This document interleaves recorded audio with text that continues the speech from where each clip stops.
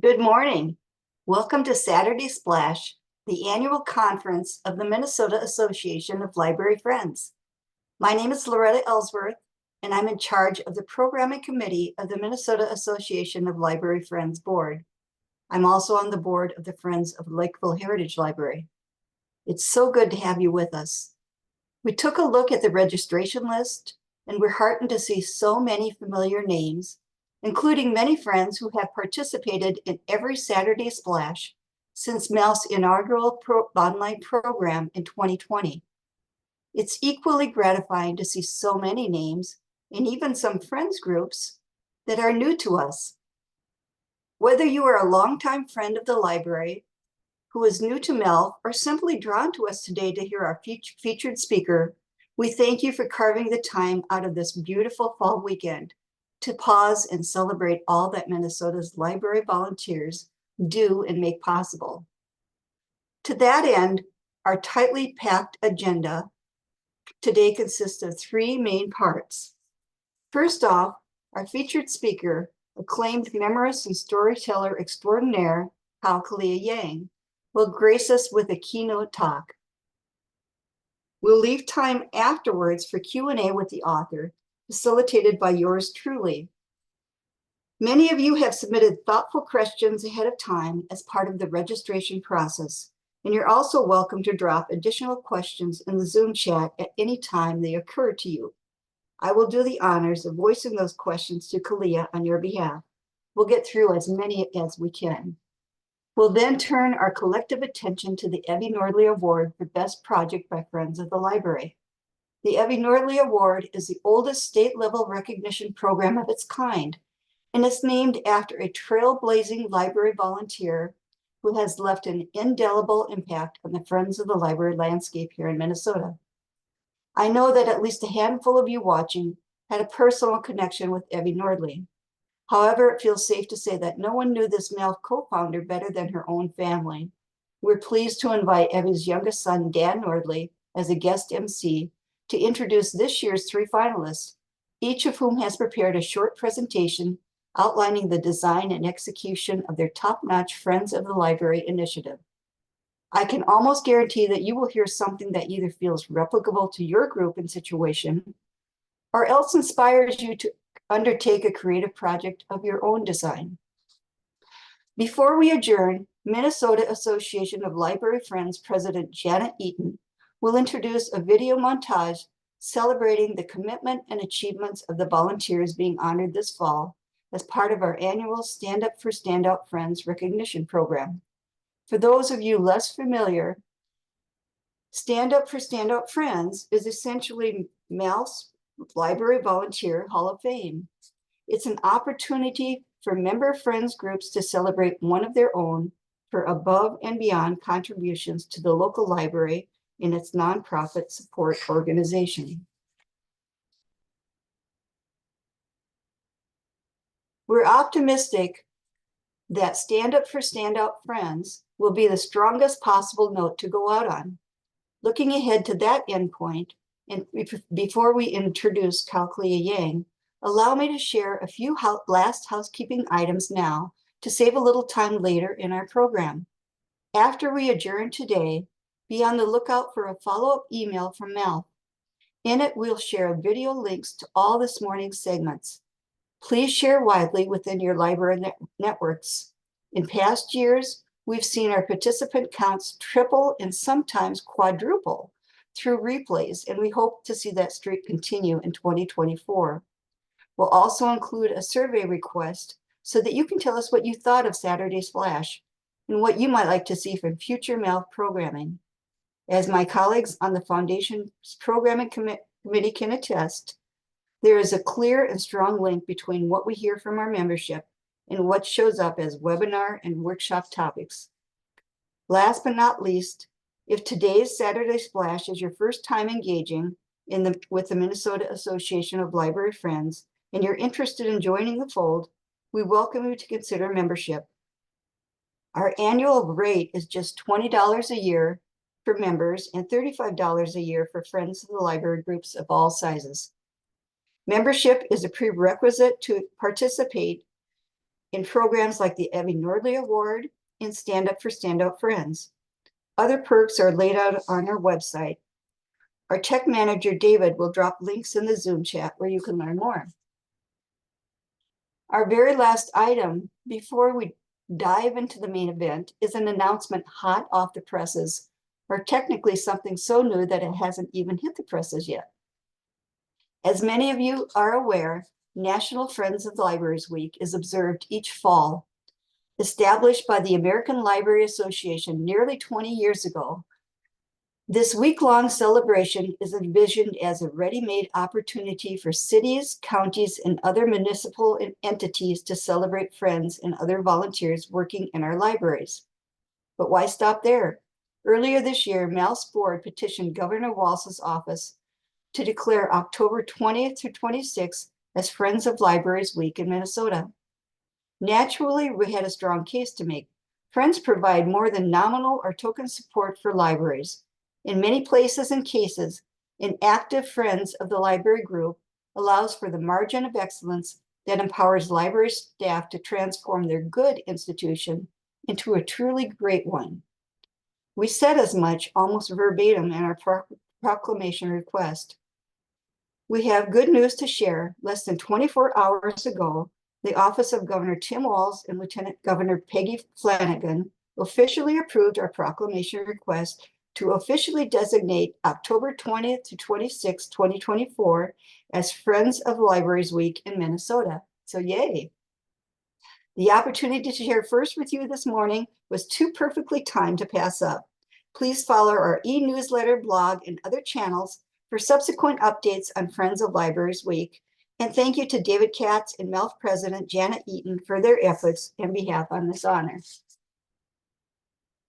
Our keynote guest today, Kao Kalia Yang, is more than an exceptional storyteller. She is a lifelong advocate for the profound power of storytelling to educate and generate empathy. Born in a Thai refugee camp to Hmong, parents displaced from their native Laos, Yang learned much about her people and heritage through stories told by her father. A gifted song poet, his poetry shielded us from the poverty of our lives, Yang wrote in her 2017 memoir, The Song Poet.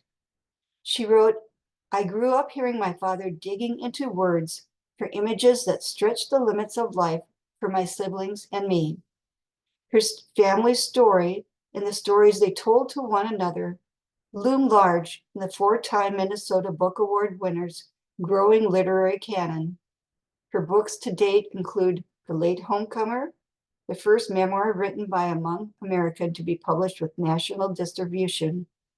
Follow-ups include the hauntingly lyrical The Song Poet and Somewhere in the Unknown World, both of which spotlight the strength and courage behind Minnesota refugee stories. Yang is also an accomplished children's writer. Her stories for young readers, A Map into the World, The Most Beautiful Thing, The Shared Room, Yang Warriors, and From the Tops of the Trees, center around Hmong children who live in our world, who dream and hurt and hope in it.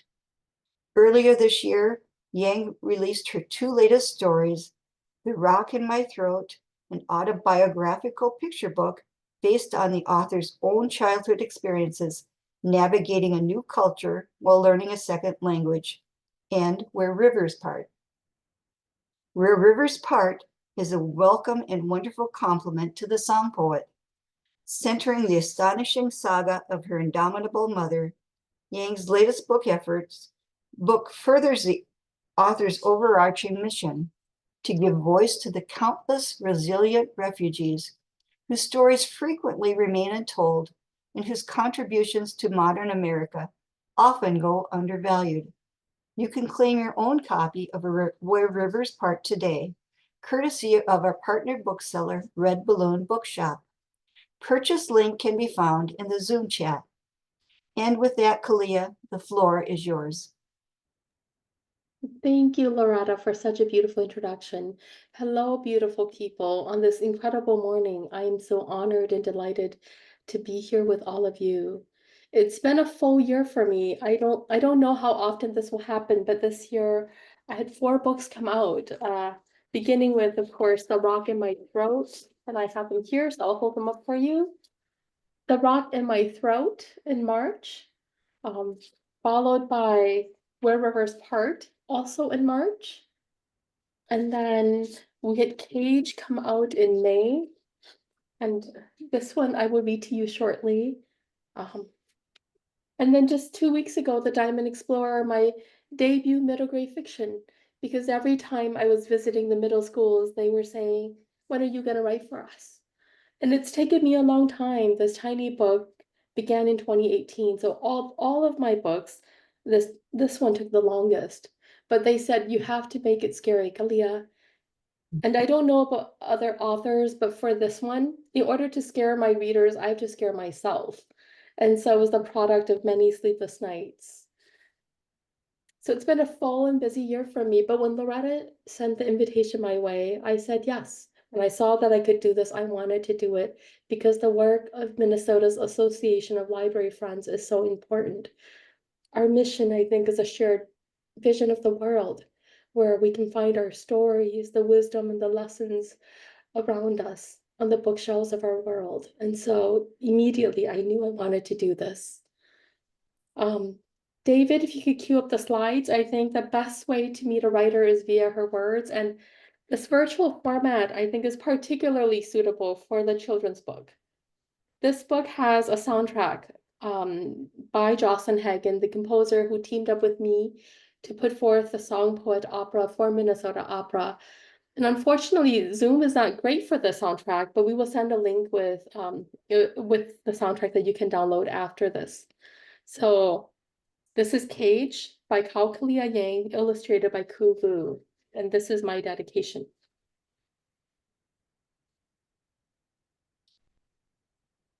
For all the brave children born everywhere, whose wings are waiting, whose wings have come, whose wings are hidden deep inside their hearts, and the adults who remember the flights of children, whose dedication.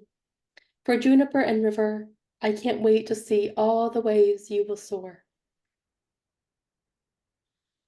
I live in a cage, but I don't know it.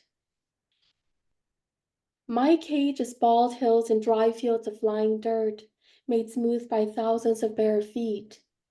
I share my cage with more people than I can count, grandmothers with no teeth, grandfathers whose backs are bent forward so far they face the ground, mothers with babies on their backs, fathers holding hands with dirt-stained, bare-bottomed toddlers, and children like me, big enough to walk on our own, but small enough that we can only play where the adults who love us can watch over us. My cage is guarded by men with guns. In the daytime, they walk around the edge of the camp with their matching green shirts and green pants, each with a thick belt around their waist and a gun at their side. At night, beneath the blanket of stars and clouds, their guns disappear and their clothing merges with the shadows. They become nothing more than the red lights of their cigarette butts moving like fireflies around the edges of our world. In my cage, we play a special game, my cousins and me. The twins, a boy and a girl, are called Wind and Cloud. Where she goes, he follows. My favorite playmate and older cousin is named Golden Flower. Golden Flower tells us that we're people from the sky who have lost our wings. She says, one day the great heavens will bring us new ones. We hold our big t-shirts away from our thin bodies like wings. We use our feet to draw cloud patterns on the bare earth. We fly over the clouds, making the orange dirt dance around us, jumping high and low, our arms open as wide as the fabric of our shirts will allow. The sound of our laughter ripples through the camp, and all the people gather outside to watch us fly and float. Where are you going? An old woman shouts. To a place far from here, Wind yells. What does it look like? A young man asks. Like a movie, Cloud responds. What kind of a movie? A young woman wants to know. The kind where we drink from waterfalls, carry dolls in our arms, and ride around in bicycles fast as cars, Golden Flower answers. That doesn't sound very realistic, an old man says. What do you know about what is real and what isn't in the head and the heart of a child? Let the children leave here, go where they want, another old woman responds. Here is where those who remain wait for their turn to get on the buses that will take them away from the guards and the guns. Here's where people fleeing a war wait. Here's where we eat from the same chipped plates with thin metal spoons that can cut through lips if we're not careful. Here's where we eat the same things over and over again. Rice with dried fish, rice with dried fish, rice with dried fish. Here's where our friends leave in their family groups, and we don't know if we will ever see them again. Here's where they leave their pets behind, the dogs running after the big buses until the gates close on them. Here is where everyone is waiting for the buses to return to take them away from the guards and the guns.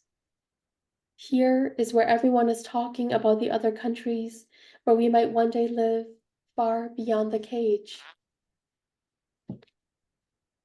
Mother and father say we have been waiting for a long time. What is a long time? I ask. 8 years, longer than you have been alive, they tell me. I have been alive for only 6 years. On the favorite branch of our favorite tree, I ask Golden Flower, how long is 8 years? She tells me, enough time for a person to grow up and grow old. I marvel at how much my best cousin knows. The elders sit at the base of our favorite tree and talk about the past. They remember the war and the leaving. They weep and wipe their tears with hands like tree bark. I try to imagine war. When I see the hungry dogs fight over a fallen fish bone, I think I know what war feels like. My mother wants to know what I'm thinking about when I sit in the dirt and draw connected circles with a stick. I tell her, war. She shakes her head at me. She says, it is time for your bath. On the broken concrete pad around the well, my mother washes me with sweet-smelling soap and pours buckets of cold water over my head. After I am clean, before the sun descends over the faraway hills around the camp, my beautiful aunt takes me on our nightly walk, my small hand in her bigger one. In the cool evening wind, we walk beneath the last rays of sunshine. The sun filters through the leaves of the trees overhead and shines on the dirt around us. My aunt tells me, you are not a child of poverty, war, or despair. She says, you are hope being born. She says, you're the captain to a more beautiful future. As the night creatures begin to sing their songs, my aunt hums a tune from long ago, raises a hand high above her head, and starts to wave at the descending sun. We dance our way toward the dark evening. The next day, my mother and father ask me if I'm ready to leave this place behind. I think about wind and cloud, golden flower, and my most beautiful aunt. I think about a place like a movie, waterfalls and baby dolls, and bicycles fast as cars. I tell them, I think so. They say our papers have been approved, we are leaving soon. On the day we leave, I stand before my beautiful aunt in my best outfit, golden pants with a crease down the front, a white shirt that balloons around me, with a single plastic rose pinned above my heart. Tears fall from her eyes, but she wipes them away and holds my chin with her hands. She says, remember me when you are gone. I nod. On the steps of the bus, Golden Flower pulls me close. Her arms wrap around me and she whispers in my ear, your wings have arrived.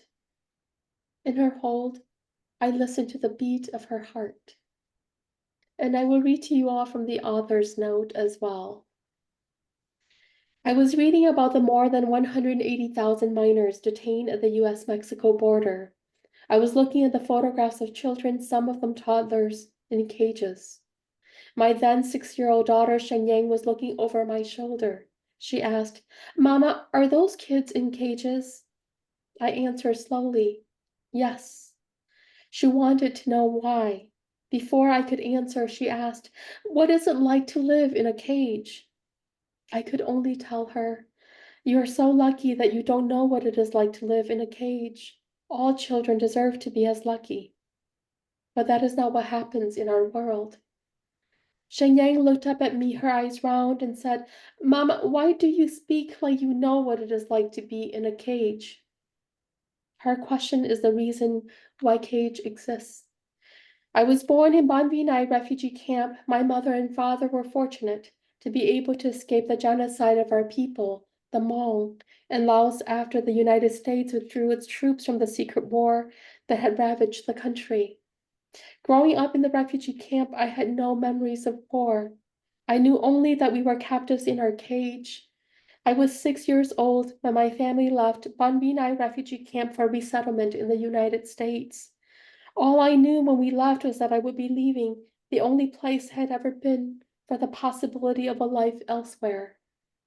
It has been many years since I left the refugee camp behind, but the memory of it has never left me.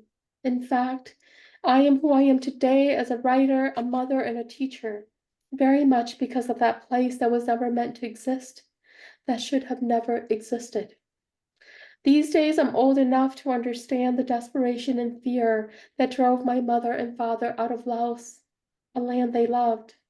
I'd read enough books, seen enough movies, and learned enough from the work of others to understand why other parents and children go on dangerous journeys in the hopes that their lives might be better.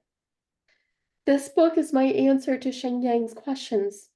It is my answer to all the children who see others in cages, who are born within them, who dream of worlds where the fabric of a shirt can turn into wings, where we can soar high above the circumstances of our lives. As a child, I believed that my dreams could free me from the constraints of the world around me. As a writer, I get to create worlds where the power of our dreams, our love, and our belief in each other can bring about our shared freedoms. Not because we refuse to see the hard things, but because we allow them to teach us the importance of being human, to care, to look out for, and to find beauty and magic, story and humanity, where and when we need it most. Cage is my effort to travel back in time and unleash the imagination in the heart of the children that I was surrounded by in that large cage where we were kept, to free our sense of play and adventure. So David, we can go back to the full screen, but that is from one of the 4 books that I have out this year. And I chose it to read this morning because I think it's perfect for the work that you all do. As a refugee kid, I could have envisioned a possibility in books, except for the gift of our public libraries. We lived in the McDonough housing project when my family first came to St. Paul, Minnesota, on the hot July day in 1987. There weren't libraries in the housing project, but every Wednesday a bookmobile would come, and it would be on the top of Timberlake Road, and my older sister and I would hold hands and climb up that road together. We'd go to the bookmobile. Before we could read, we would check out the books, and she would create elaborate stories for me. I called her the human VCR because we both really wanted a VCR, but we couldn't have one. But she would create incredible stories for me. And then slowly, without our fully knowing it, we were reading the stories. We were reading stories far beyond the reaches of our lives. And I still remember, and the librarian who drives the bookmobile also still remembers me coming in one day and whispering, "Do you have a book about the people who love me best on these shelves?" And this librarian looked high and low, and then she said, I'm sorry, sweetheart. She gave me a book about the Japanese and the Chinese and said, this is what I have. And I whispered out loud, and she remembers it. I said, one day a little girl's gonna come into this, and she's gonna find the books about the people who love her best on these shelves. That was long before I knew that I would become a writer, of course.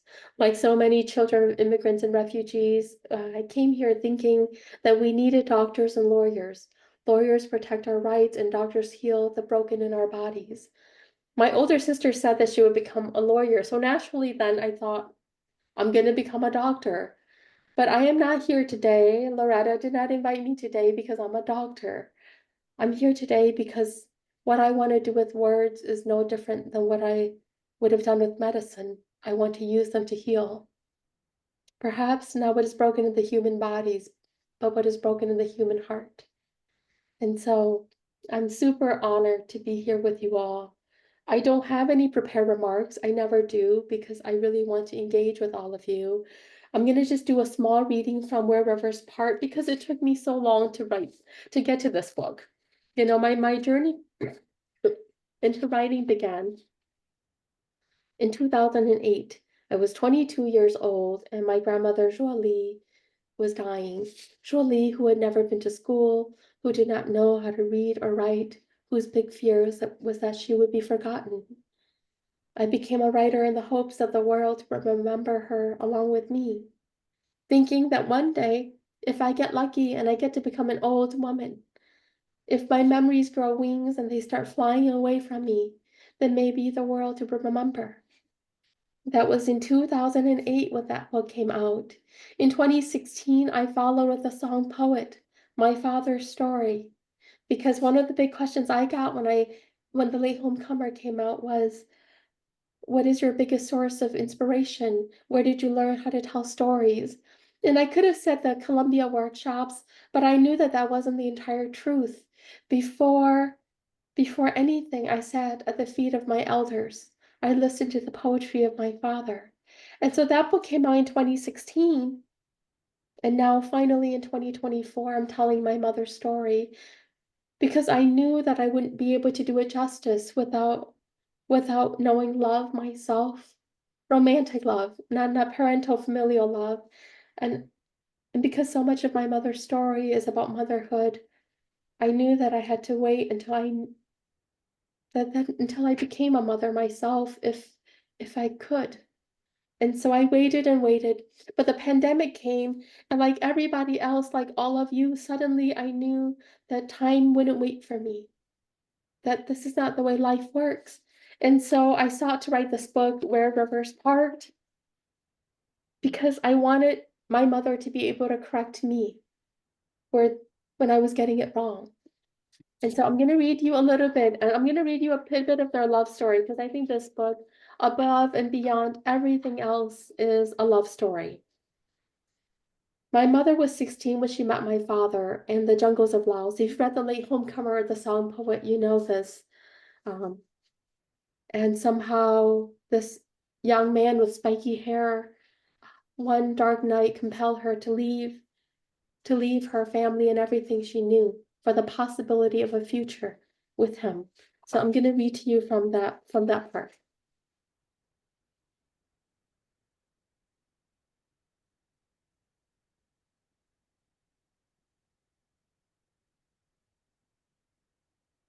So this is from Where Rivers Part, and it opens with a quote by the Renaissance writer Dorothy West.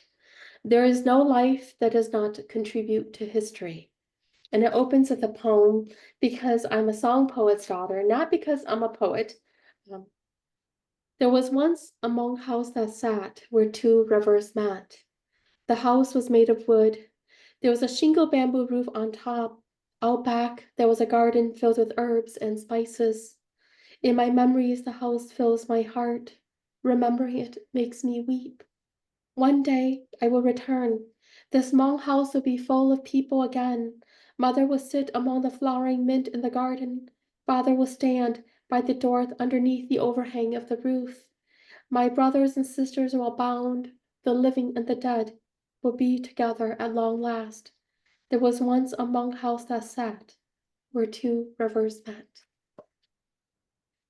And so this is the moment in which my mother chooses to leave with my father. They're in the jungles of Laos, America. The Americans have left the war because the communists had taken over. There was a declaration of genocide against the Hmong. And they hear that there's a group of soldiers coming. So I'm writing the first person.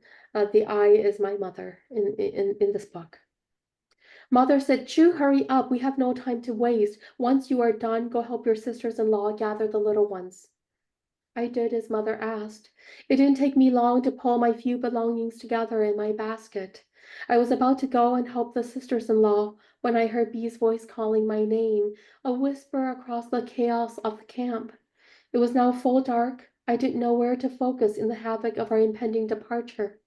But then I sensed a flicker of movement. I was that sensitive to his presence.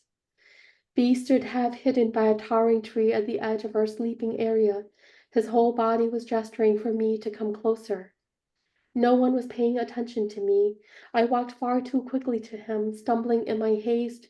He stretched his hands for me. Without thinking, I put my own hands in his. It was our first touch. It felt natural and appropriate. My hands were cold and his were warm. He pulled me further into the growth behind the tree. He let go of my hands, suddenly self-conscious. My hands felt heavy away from his hold, like the blood had pooled in my fingers. They dangled uselessly at my side.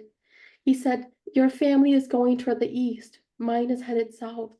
We're going to go to Thailand. We are leaving Laos. My brothers have decided this war is over for the bigger world, and the longer we stay in this jungle, the fewer of us there will be. He said, I want to marry you. I have nothing to offer you. I'm the youngest son of a family on the brink of starvation. He said, If you don't want to marry me, I am in no position to force you. My family has little, if anything, to offer as a bride price for your hand. All I have is me. His voice was grave, and the words were heavy as rocks. They fell with force on my heart. They shook me and my world. All of a sudden, I felt confused. The voices of my family, the women looking for their children, grew loud. I struggled to focus.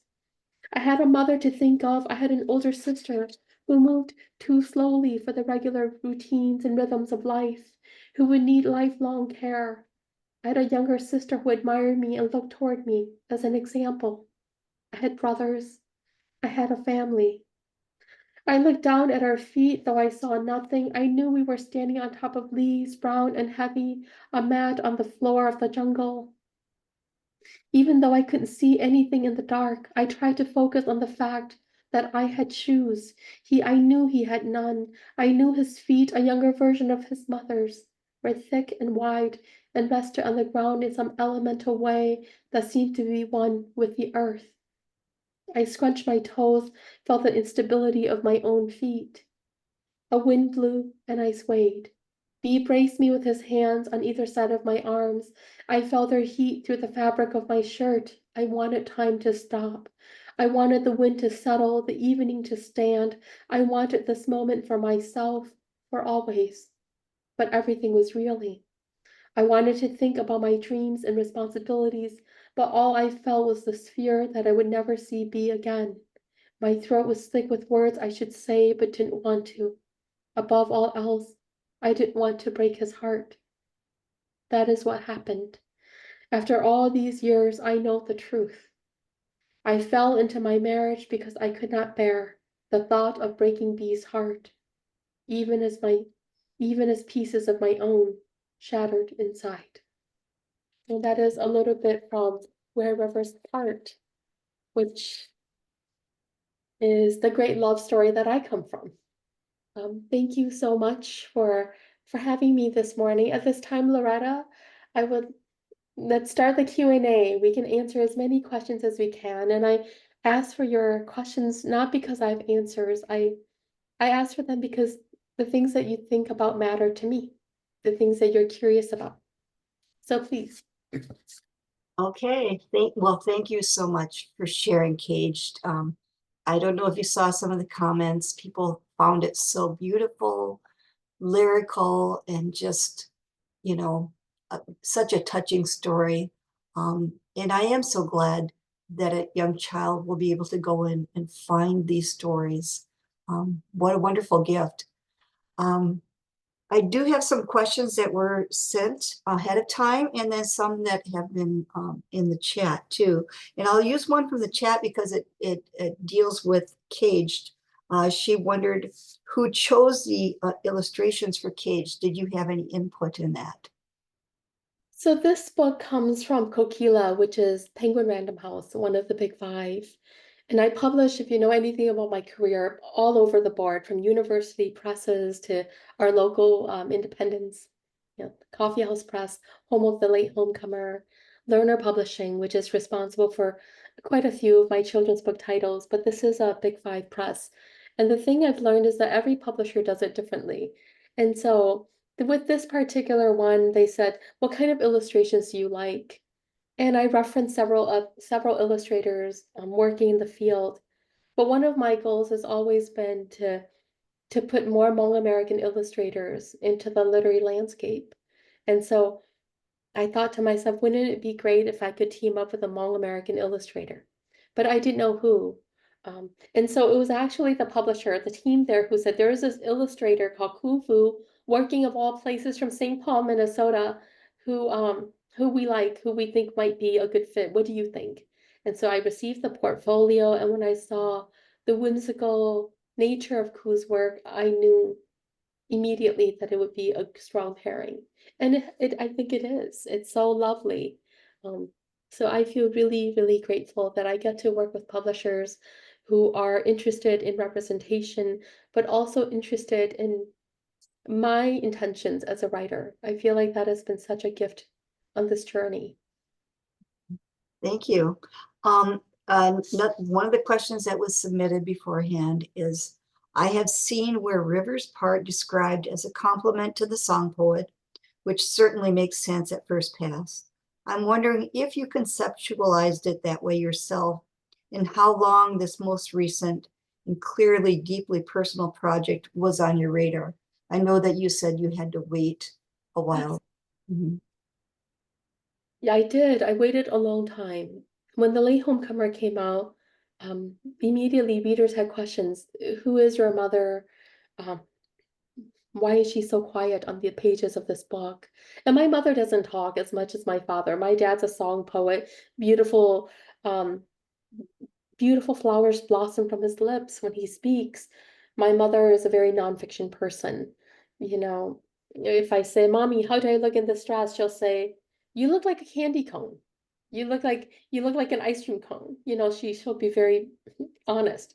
And I think that's why I do creative nonfiction, because I'm the product of this poet and this very nonfiction person. Um, but from the very beginning, I knew that I wanted to write my mother's story. I knew that I wanted to write my father's story. I didn't know how it would come out, and I knew that as a young writer, no publisher would say, Kao Kalia Yang, why don't you do a trilogy for us? And so the journey of how these books have come to be, I think, has been very strategic, but also very careful and very lucky. The Late Homecomer comes from Coffee House Press.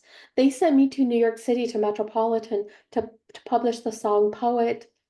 Metropolitan went through some twists and turns, and then where Rivers Park comes from Atria, Simon and Schuster, the most commercial of all of the presses I'll have come from yet. Um, so it's been an incredible journey, but I've always pictured it in my head and in my heart as a trilogy. It is the final family trilogy. After this, there's a young adult memoir that I have to edit, and then I'm working in fiction, adult fiction. Uh, but yeah, I feel a great weight lifting with this one coming out into the world. Like that young writer's heart that set me on this journey suddenly, suddenly now can run in different ways. So it's been an incredible journey, but it is a compliment. It is a trilogy. I see the three as a trilogy. I do too. Yeah. Another question. I've read The Late Homecomer, but have not yet dug into where rivers part, which I'm sure they will. She will. With that said, I'm struck by the cover photo with your mother in the red umbrella. What's the story behind it? And I also was struck by this wonderful, uh, it is a striking cover. Oh, thank you. We initially had a symbol of Hmong womanhood, a bandao on the advanced galleys, but nobody recognized the symbol of Hmong womanhood beyond Hmong people. And so everybody was saying, famous writers who were getting galleys were saying, "What is this? What is this?" And I think I needed to hear that to understand that as I've written the book in the first person, this cover, you should be able to look at Jumo. You should be able to look at all of Jumo. So then when I went through the old photo album that my parents still have, this was the photo that I fell in love with. And I said, "Mom, how about this photo?" And she says, "I don't like it. I don't like it." And I said, "But I think it's so lovely. We see all of you." And she says, "Exactly, you see all of me." And then she said, "Okay, if you like it, then you can, because it is your name on that book cover, not mine." And so that's how this book cover came, and I really love it.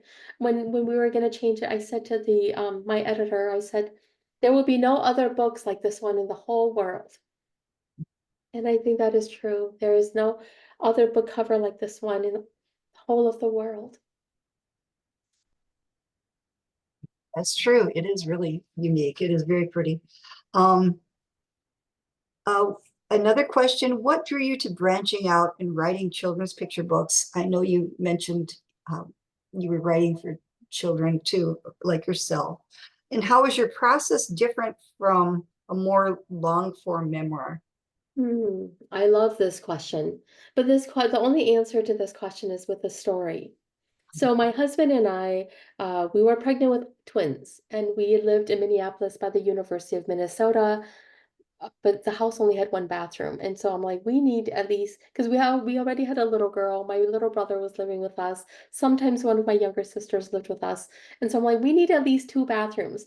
So I'm pregnant with identical twins. I'm very short in real life, if anybody has seen me. I know Loretta has. And so there was no vertical room to grow. It was all just horizontal.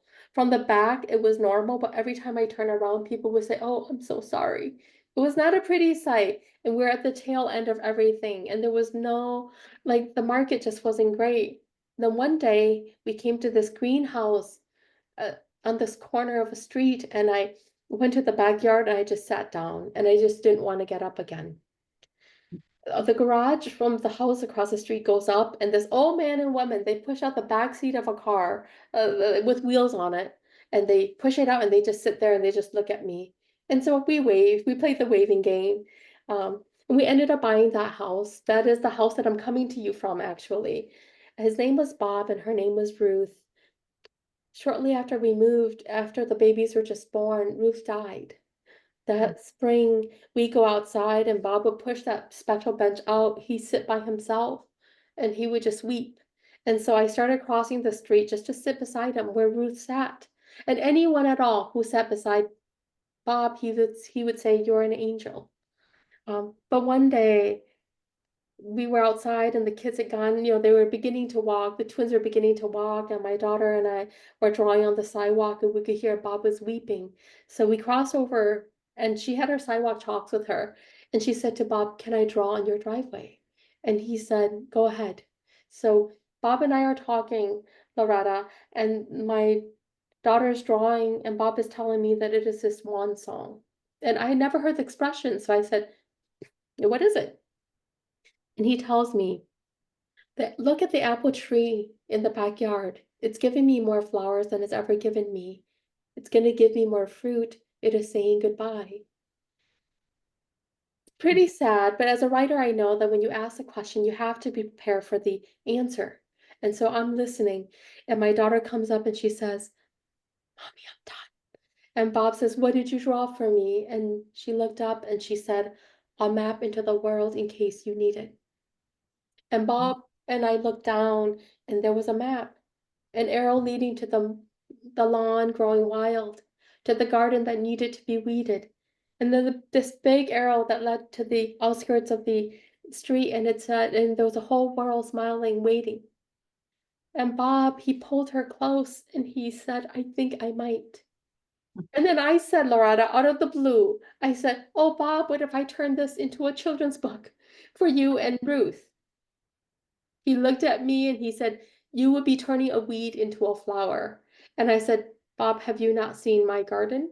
And he started laughing. And so I thought that we were on the right track. And so Mhm. with Bob's permission, I sought out to write a map into the world. The book comes out in 2019, right before the pandemic. And I have it here, so I will show you. It comes right out there, and it wins the Minnesota Book Award that year. And Bob is supposed to be my date.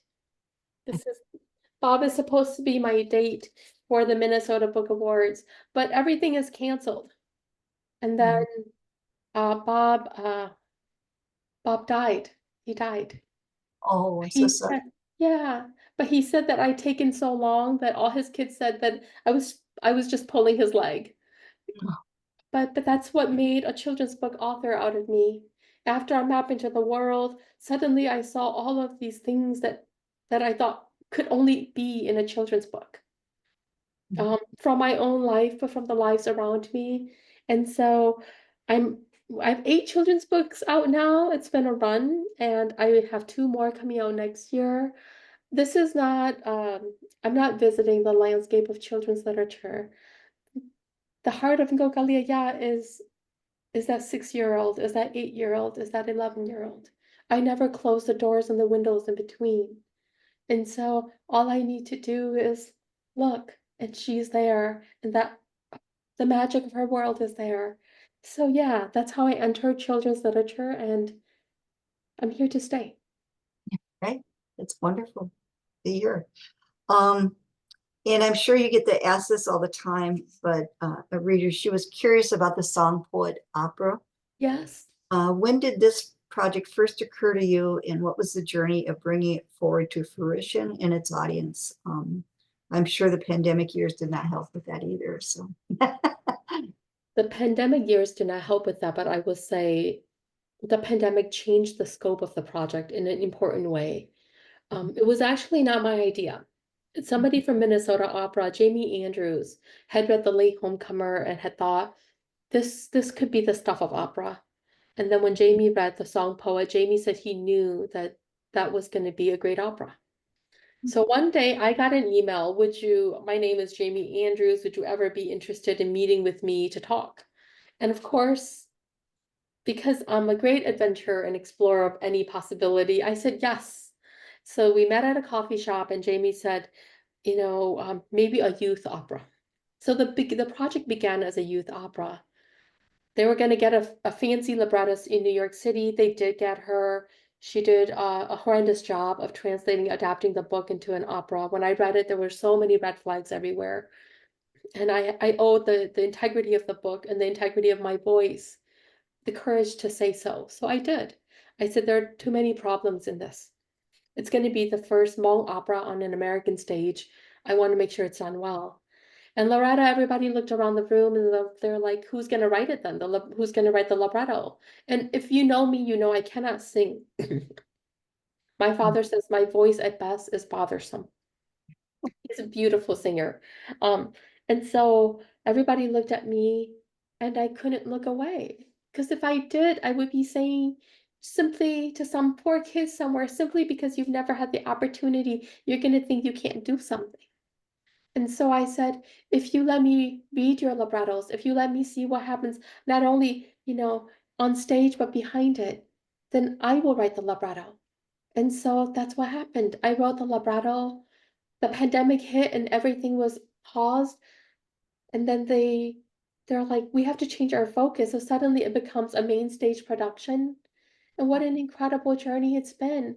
It was the first Minnesota Opera Commission in their history to have a female librettist, a composer, Jocelyn Hagen, and a female conductor, which is incredible. And then, because when you're a first, it's important to establish these things. Numbers matter. 6 months before its premiere date, it becomes the first Minnesota opera production to be completely sold out. They added another week and it was immediately sold out as well. And so I think it's an incredible success. I hope that other opera houses around the country will take a look at it. And I hope that Minnesota Opera has learned how incredibly big that stage is and how welcoming it can be for so many different stories. Well, that's an amazing story. And so, wow. One person has asked about your writing process. Do you write daily as a matter of preference or only on occasions when you're in the right frame of mind? I love this question. So there are two desks. I'm on um a metal and glass desk right now with a computer, but behind me there's a wooden desk. Uh, Mhm. I sit on that desk, I journal almost every day when I can. The desk that I'm at right now is my writing desk. Somehow something changes when I shift my desks. Um, and I wish I could write every single day, but I have three children. Um, the lock on my office door never worked, and I don't have the heart to change it now. And so there's continual traffic. I'm deadline driven. When there's a deadline, then I feel the burn and I'll get into these runs. And I know that you cannot run the marathon if you're not in the gym, if you're not training. And so that desk is where I do my training, and this desk is where I do my running. And so I have a book to edit, and it's right here beside me. I'm going to start that run. And so in the next week or so, I would be deep in those pages, and I'll just be focused on it the entire time. The reality, and I don't know what it's like for other authors, like Loretta, for yourself, but for me, it's hard to hold the emotional cadence of a piece across a wide spread of pages and a wide spread of days. And so the intensity allows me to be emotionally honest with the work. So that's how I do it. But I think that's why I do, that's why I'm now doing middle grade fiction and everything else, because each genre, each age group allows me different, different umbrellas underneath the hot sun. Right. Yeah, exactly. Do you employ beta readers or do you belong to a writers group at all? I don't. I don't. I think the editors who work with me, um, it felt, I think, initially kind of risky, right? You have this writer who writes predominantly alone, but I was trained in the workshops at Columbia, workshopping. I've been workshopped through and through. And as a professor of writing, I workshop others through and through. So that part of the structure is already embedded, which is to say, I think I'm an editor's dream. I'm not married to anything on the page. I'm open to alternate ways of looking, which doesn't always mean that I give in if I feel strongly about something. But if an editor doesn't like something, immediately I'll think, is there another way I can go about this?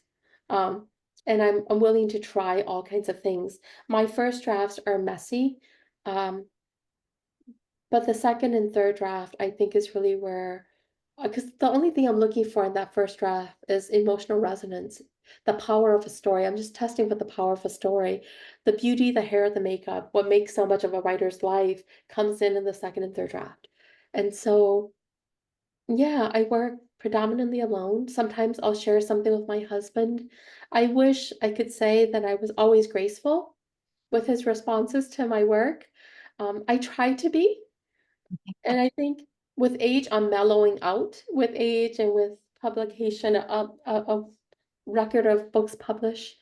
Um, but I work alone. It's a bit of a lonely landscape, as one of very few Hmong American writers working. It's always been a part of the journey. But I've Right. always found a kind of romance in working alone as well. I should be completely honest. There's a kind of romance there that I always gravitated toward a bit.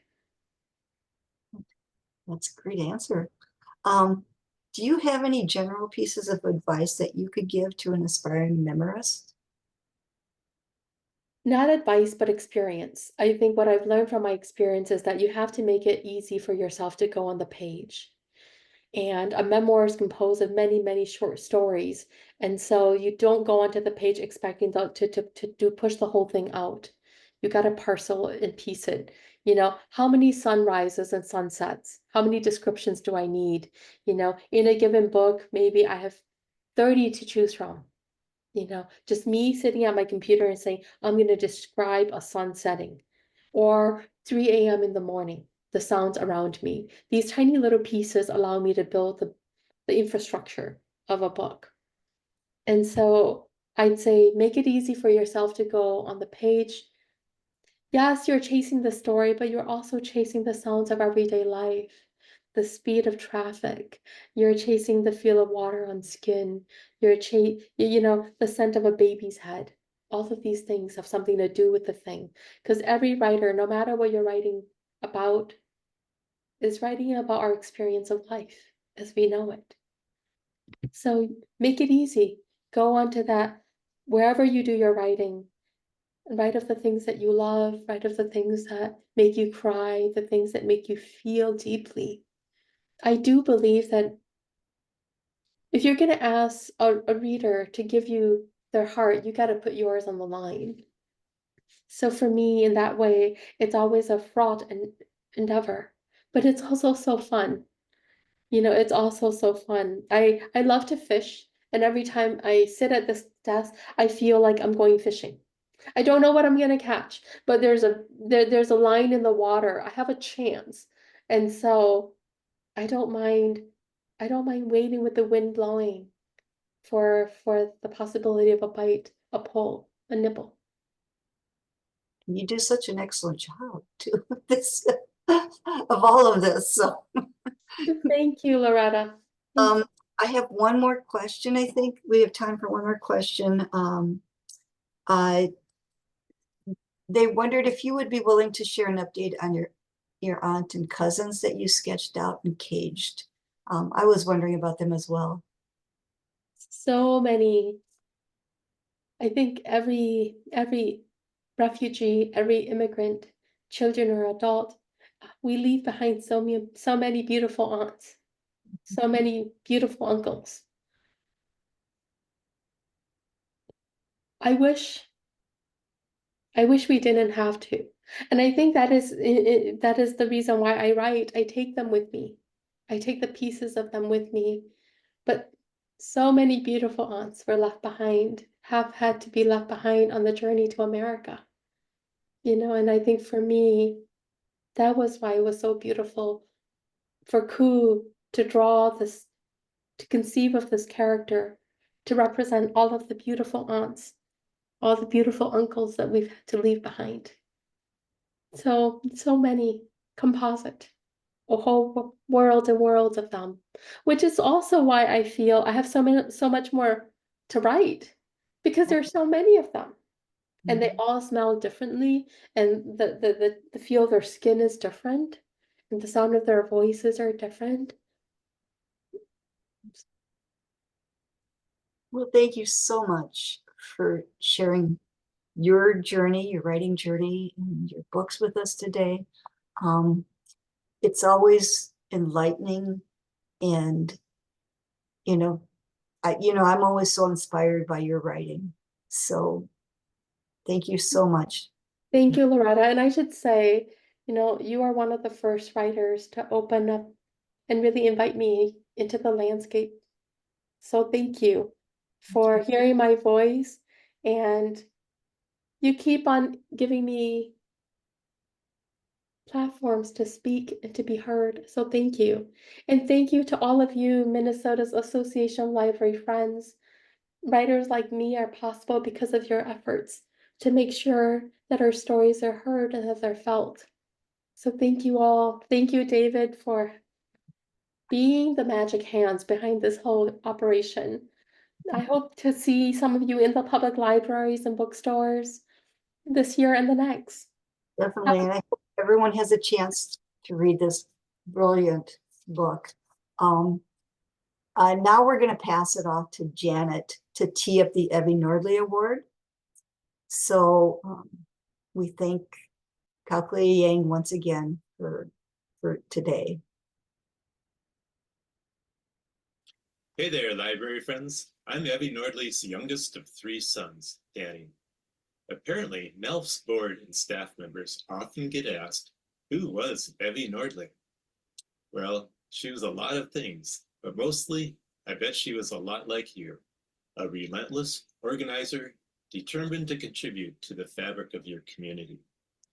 While I was growing up, I watched her produce community theater productions, start an inner-city drop-in center for kids, and initiate a den mother role for the Guthrie Theater. The year after I graduated from high school in 1974, my folks moved from Golden Valley to Scandia, Minnesota. As you can imagine, Evie was probably antsy as heck to find some kind of project and people to organize. Down the road was the small but above average Marine on the St. Croix Library.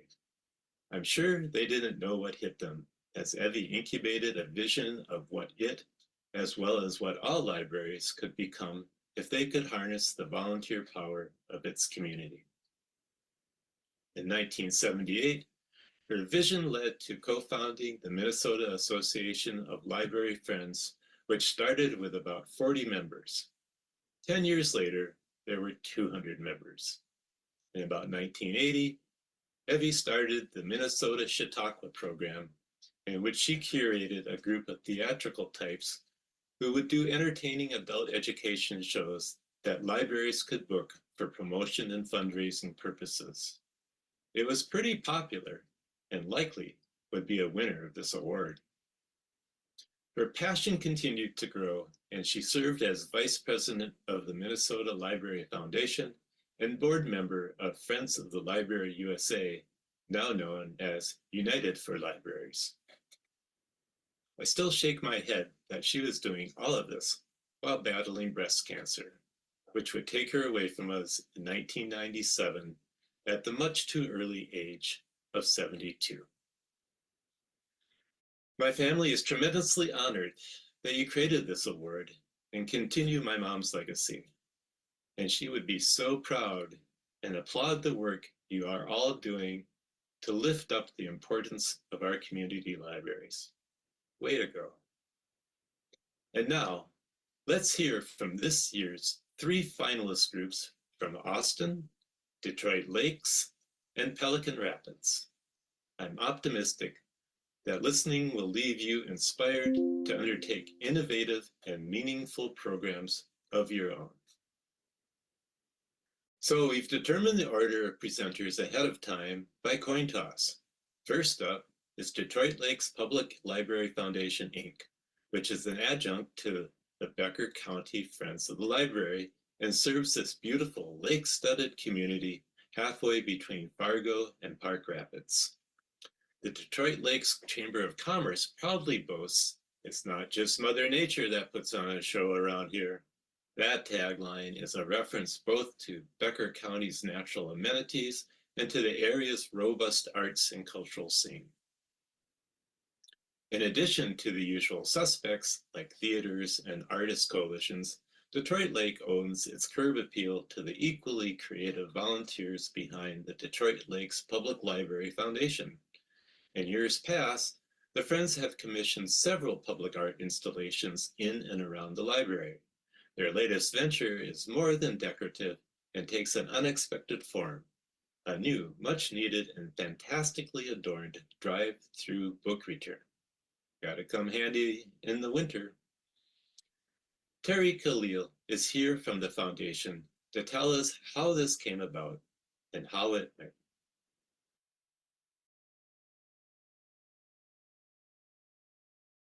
Good morning. I'm Terry Khalil with the Detroit Lakes Public Library Foundation, coming to you from beautiful Detroit Lakes. And I'm here today to share with you our remote drive-through book return project that has been in the works for a little while, but we're so proud to have it done. And I thought I'd start this little discussion by telling you about the timeline and just how we got here. Way back in 2020, during the pandemic, our community, thanks to our city council, conducted a community needs assessment. And we had 3 priorities come out of it. The first one, please remodel the bathrooms. Check, it's done. Second one was, can you improve your signage on the main downtown street? Check, that one's done. Number 3 was, please get us a drive-through book return. The existing book return is on the building, and it's not adjacent to the parking lot. And hey, we have a lot of snow and ice, and The people who shovel aren't the best in the winter. So that was number 3 on the hit parade of things to get done. We're so fortunate up here to have a donor who loves the library. He and his wife are such great supporters. When he read about the outcome of the community needs assessment, he offered to fund a few projects for us. So with that funding already in hand, we could start planning it. And then the city announced their 5-year street rebuilding project, and the street in front of the library is on the list for a complete rebuild in 2024. That put the impetus on us to get this done, because they also decided they were going to redo the parking lot, which was full of potholes, and that closed all accesses to the library except one if you went 6 blocks out of your way and snuck in the back way. So that really kicked the project into high gear. Last year, we started working with the city and our foundation board on finding a site. And then, of course, you have to get approvals. And boy, did we go through a lot of them. And I'm going to talk more about that in just a second, but we got that done. Detroit Lakes has this arts group called Project 412. They're busy doing murals and decorating utility boxes, and it's all original art, and they're well connected in the artist community. So we called on them and said, hey, you want to help us? And they helped us put together our call for artists, helped us get an artist selected, and we were off and running. 2024 comes, the box is ready. Now we have to wait for the city because they're going to pour the pad and do the actual installation. And, you know, when you only need a small amount of concrete, you're not high on the priority list. All of which got us to this year, this summer, and boy, did we have a fun time celebrating the opening. So I'll tell you about that in a minute. Okay, where do you put a book drop? Well, obviously, not somewhere that's going to tie up traffic. You also don't want to hinder parking so that people can't get by you. That eliminated virtually every parking lot in town. A one-way street, that's perfect, as long as we can put the book drop on the driver's side. That turned out to be, it's at the bottom of the list, but it's really the most important criteria. Well, the library parking lot's out, the street in front of the library's out. So we started looking at, where do people in town go? You'll see at the top of this picture, US Highway 10. That's the main thoroughfare from Fargo, North Dakota to St. Paul. A lot of traffic, 4 lanes. Half a block south of that circle is our shopping mall and a bunch of restaurants. You'll see to the left, it says State Street. 1 block that way is the post office. Couldn't get any more convenient than this little gray stone plaza with its little park and nice bench. There's a sculpture there and it's driver's side access, and obviously highly visible from US Highway 10. The city owns that spot and they said yes. So that was a major hurdle in getting this project off the ground. So I already mentioned this. Detroit Lakes has a really vibrant art scene. We're so proud of it. If you've ever been up here, you've seen our sailboats. We actually have 150 unique sailboats on display in and around town. There's the one in the center is in front of the library. We have 3 more inside the library.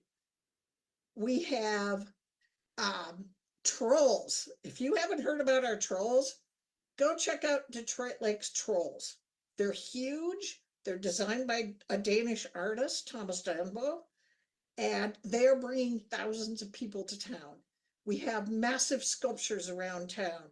In the winter, we have ice palaces and snow sculptures and pop-up art and alley art and beautiful murals. Well, the library's all in on it. We have a massive sculpture on one side of our building called Once Upon a Time, that was part of our centennial celebration.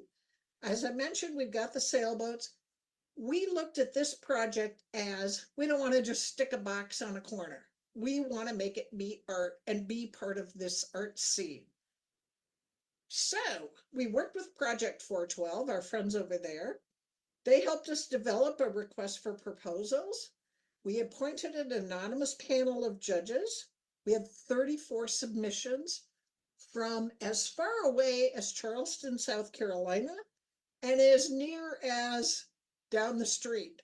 We're part of Lake Agassiz Regional Library System. Obviously, we wanted to ensure we're meeting graphic standards, have their approval at every step along the way, and they were a tremendous asset as we got into the marketing of this project. So, what did we come up with? Side 1. Check it out, return it here. This is actually the side that you drop your books in. And you'll see this little dog. He's going to change as we go through this presentation, and I'm going to explain him in a few minutes. Side 2, our request was, please incorporate symbols, art that is reflective of our area. We have a lot of eagles, fishing, of course, with our 412 lakes, agriculture. Can't have a Minnesota picture without a loon, and there's a few others in there, the timber wolves, the guy on the kayak or canoe. So we really like that side. Side 3, I think, is just beautiful. It looks to the future, it's colorful, and it just speaks of potential, we thought. And finally, side 4. I think that's a light bulb and ideas that spring forth. So let's get to the numbers, because you're probably wondering, wow, what did it cost? Well, you got to buy a box from Demco. You'll see that. We paid the artist an honorarium of $750. Production and installation of the vinyl wrap, $1,200. We created a bookmark, which you'll see in a minute, and a flyer to celebrate the grand opening, and we had that printed. I think we did 500 bookmarks so we could share them with our link sites, since so many people come through DL. We had a celebration. Am I anxious to talk about that. Oh, the grand opening. It was a miserable day, but we got it done in between rain showers. You can see the crowd gathering. The Chamber of Commerce in our little town loves to do ribbon cuttings. They did a ribbon cutting when we renovated our bathrooms. That was probably the weirdest one they ever did. This one, they brought over their crew and their scissors. We promoted it heavily to our baby bounce, story time, the moms. We really wanted kids to participate. And so, of course, we had to have treats, and we went with dilly bars. Meanwhile, back on Frazee Street, our main street in front of the library, this is what's going on. I took these pictures about 2 days ago. You can't get through the intersection. They've got that blocked. The roof of the library is behind the red person's truck. Our sidewalk got completely torn out. And you can see on the far right where the current book return location is on the wall. I've walked that a couple of times. It's treacherous right now. So obviously having this drive-through book return is a whole lot more convenient. All that gravel you see is part of the parking lot that's going to be redone. And what the city didn't tell us when we started planning this is that there's going to be a bike trail. In that middle photo where you see the trucks, that's a bike lane. In other words, we will have no parking in front of the building.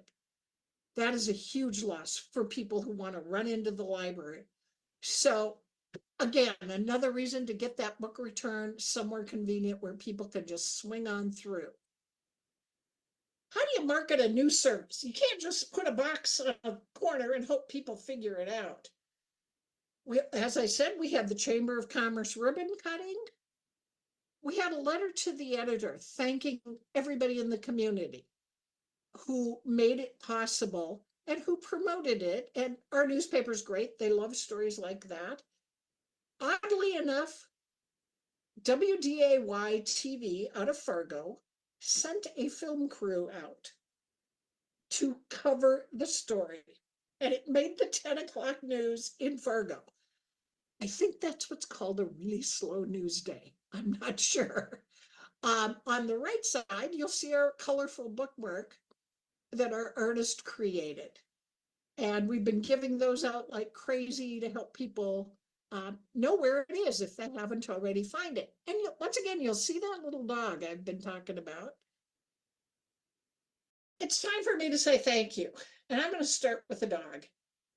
This lovely couple who have been so generous to us absolutely must remain anonymous. And as we talked with them about how can we acknowledge it, the idea surfaced, what if we include a picture of your beloved little dog, whose name is actually Precious? And they thought that would be so much fun. So it's a way to recognize them without giving anything away. So that's how the little dog made it onto the bookmark, the book drop, and all of our materials. I just have to say this about Detroit Lakes. We're so fortunate up here. The library is not just valued, but treasured by our whole community. Public art, it's turning out to be a huge draw. And when you have an opportunity to create something new and you can combine things like that, man, does it make an impact. Okay, final note, I have to acknowledge all the people who were part of this. Our local small business, Brushmark Signs, who did the actual work. Can't forget about the City Public Works Department, the hardworking men and women who make our streets safe and convenient. Lake Agassiz Regional Library System, the marketing people over there were really helpful. Shelley Paxton, our graphic designer, who came up with the artwork. And finally, Project 412, who helped put together the art. They're also the driving force behind our trolls. So I want to thank all of them. And finally, I'll just say, the Detroit Lakes Public Library Foundation exists to serve operational capital needs of our library. It was started back in 1990 when we built an addition to our library, and it's grown ever since, and we're so proud to be a part of this. And I'd like to thank everyone at MELF for recognizing our project, and congratulations to the other finalists. Thank you. Thank you so much, Terry. That was great. Next up is a first-time Evie Nordley Award finalist, the Friends of the Pelican Rapids Library. Let's be honest, even as adults, we've all dreamed of stepping into rich worlds from children's literature. Timeless environments like those found in Where the Wild Things Are, Harry Potter, and classic European fairy tales. Last August, library lovers in Otter Tail County enjoyed a rare chance to do exactly that, courtesy of the Friends of the Pelican Rapids Library and their aptly named Once Upon a Time Tablescapes Luncheon and Silent Auction. We're thrilled to be joined by Joyce Burnham, who is going to tell us all about it.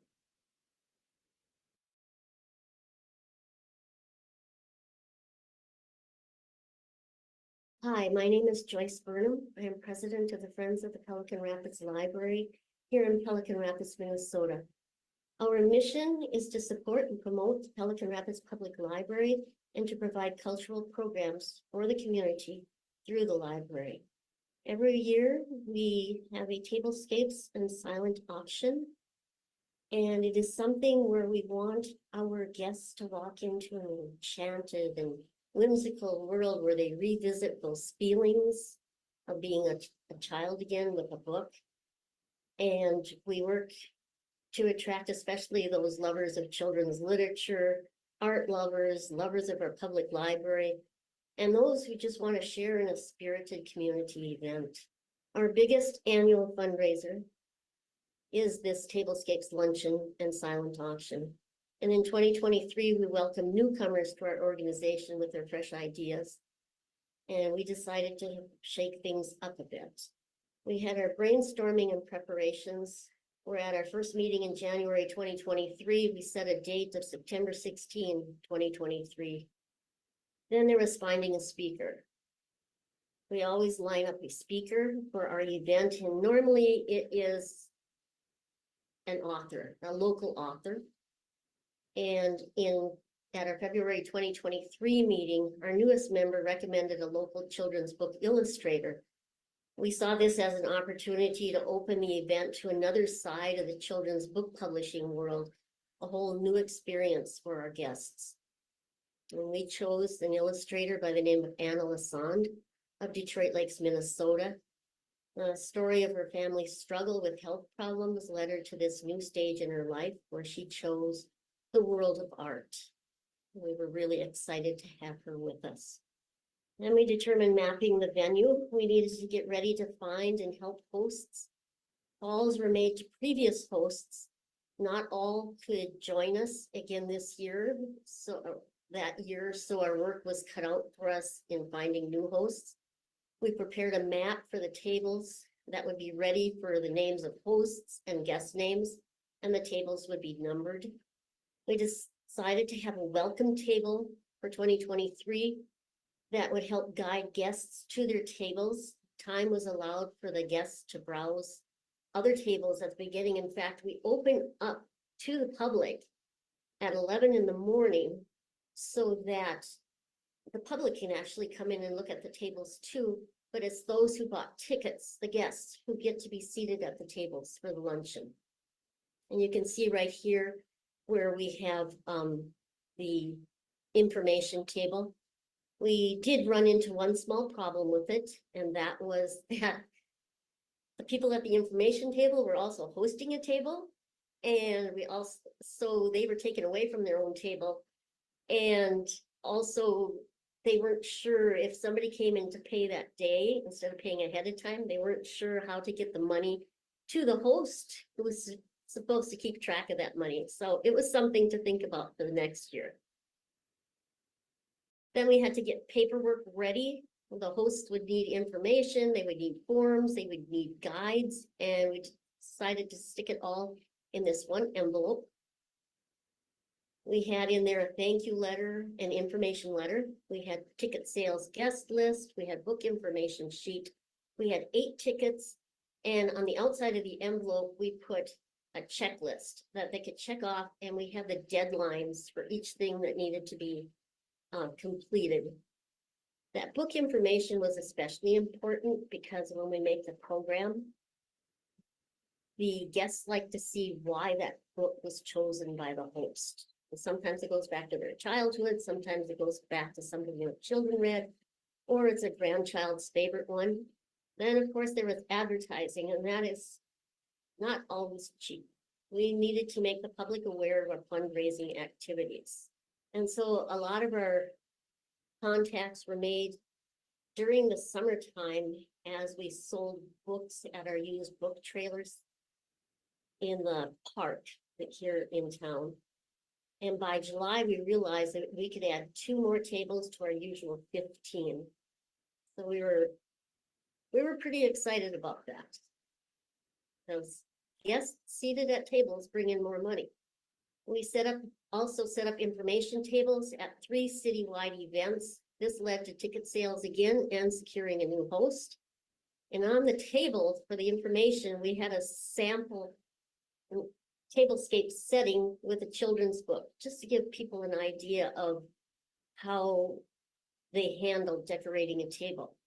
Another part of the advertising that we really liked was our local Chamber of Commerce has an events page now, and we are allowed to put, as members of the Chamber of Commerce, we are allowed to put on our events on there. And so when people are coming to town and they can look for what's available in town to come and see and come and do. And I like this so much that now when I go to visit another town, I actually look up their Chamber of Commerce webpage to see if they have this events page too. And then of course there's kitchen duty. We have 2 days of volunteers that are needed in the kitchen.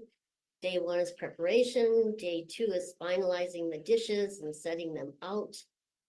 We have young students from the high school, from the volleyball team, who have been volunteering all summer with us and also help with serving at this luncheon.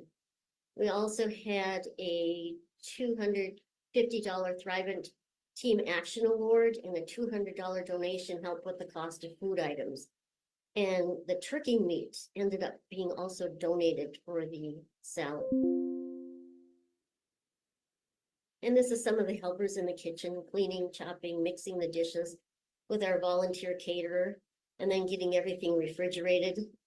And of course, the second day then was washing dishes and more dishes actually on both days. And we find that that kitchen work builds up camaraderie. And there is so much talent to appreciate. Our speaker brought a whole new dimension, like I said, to the world of children's book publishing. We heard struggles, inspirations, and the birth of art.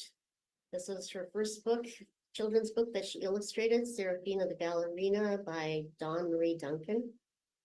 They also, at the end of the luncheon, we had a table set up where Lasande and Grina offered books for sale and signed them at the end. I forgot to mention that she invited one of the authors to come along too, and that author brought her books also.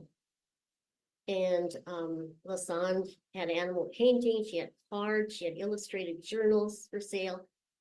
It was actually a win-win for our speaker. We draw the crowd with our chosen speaker, and the speaker has her art appreciated by the guests. And she had even some of her some original paintings of animals from her farm. This was original biblical artwork. She had a whole long lineup of it from her mission work in Africa. And this is just a small part of that panorama of art. And guests were free to browse the tables and the illustrators' artworks. And we had the guests. Like I said, 135 plus guests. Each table hosts 8 seated guests. At some tables, 9 guests were squeezed in, and tickets for each seat sold for $15. Here are some of the pictures taken. They could hear the speaker. Sorry if I'm moving my cursor there.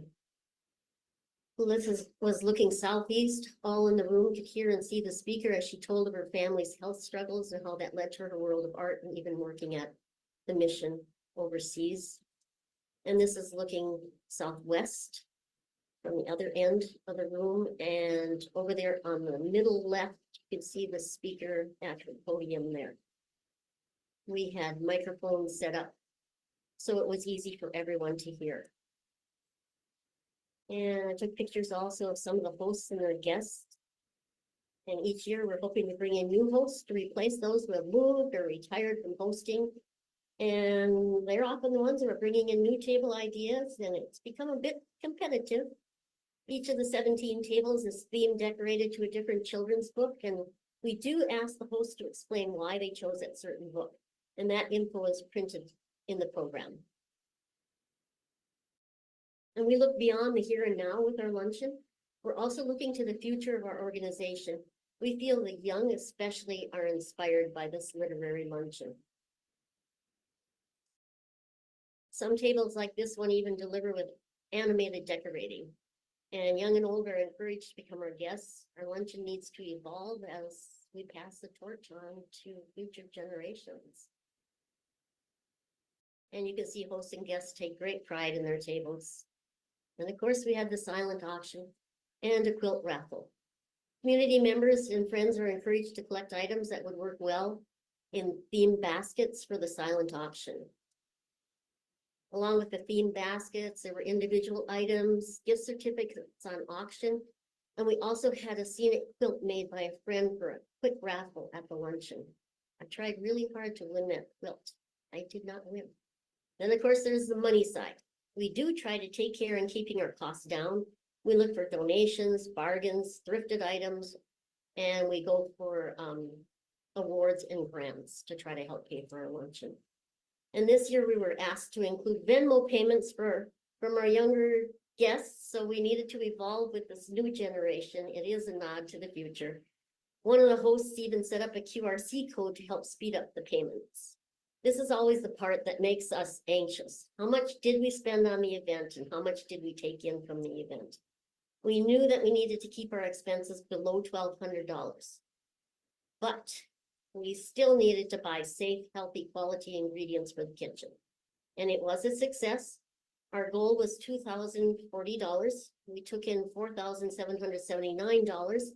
Expenses after donations and dollar awards came to $946. So we kept that well below that $1,200 limit. Our library support that we gave was $4,000, and it went towards the purchase of new nonfiction books for the children's section of the public library.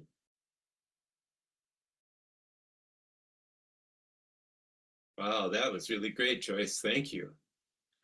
Now we travel more than 300 miles south of Pelican Rapids to Austin to hear from our third and last finalist. What do you call it when a Friends program creates a brand new revenue stream, draws residents into the library for their first time, and costs the organizers $0 to implement? In the case of the Austin Friends of the Library and their 2023 fundraiser, Puttin' in the Stacks, it feels all too appropriate to term that rare achievement a true hole-in-one. Board President Elizabeth Carlton, together with two board colleagues, conceived Puttin' on the Stacks after brainstorming how to keep busy and maintain visibility for the group during the summer, traditionally a slow period on the Friends of the Library calendar. I'll leave it there and invite Elizabeth to pick up the thread from there.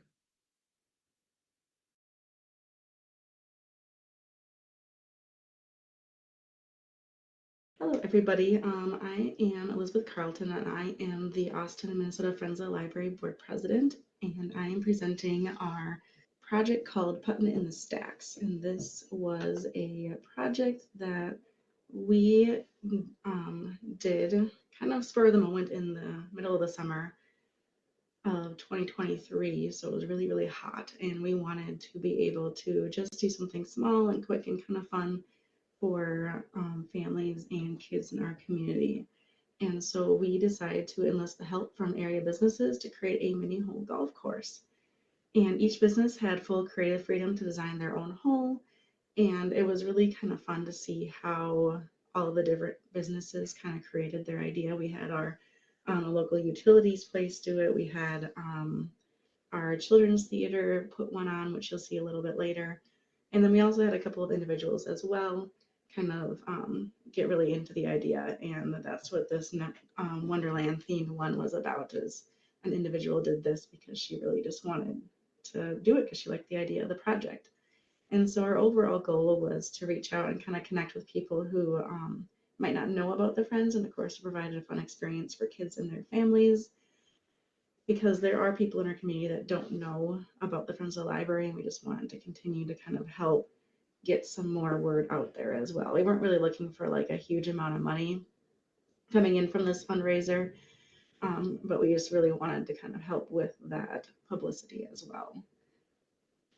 And so due to several donations from individuals and businesses that were kind of unable to create their own home, we were able to have no expenses in creating this fundraiser. So we were able to get all the supplies that we needed for our own hole that we created it, as well as making sure that we had like some of the supplies that we needed on hand. The only thing we actually bought for this fundraiser is the foam golf balls. We chose foam because our librarian was understandably concerned about rogue balls kind of flying all over the library. And we had just gone through a renovation process, and we're just like, nope, we're going to use foam golf balls. And those worked out really well. And actually people were all pretty the kids were actually really respectful about it, and I was kind of pleased to see that. And then we also had 3 area golf courses provide putters for us to use during the event. So we didn't have to buy any putters at all, which was really nice because putters are quite expensive. And so we connected with a couple of golf courses and had some of our board members drive out and collect them and then bring them back when we were done with the event. And then we charged 5 people to go through the course. It was, you know, again, just a nice little light thing. And we raised a total of $685, and we had like roughly 137 people go through the course. There were a couple of kids that went through more than once. And we also had people, a couple of donors at the start of the event donate like a chunk of change for kids who maybe came in during the day at the library and didn't have any money, like they were just going in there solo, or they didn't have any parents or any cash or anything like that. So we were able to use those funds to kind of let those kids go through the course. We probably would have let them go through anyways, but the donation was definitely very, very nice and generous of that person who kind of came in at the start. This was a one-day event. We did it on a Saturday when it was like 104 degrees outside. And so it was actually quite busy in the library. So we had a pretty good turnout there as well. Overall, the impact was very positive. We engaged with several families who previously did not know that the Friends existed.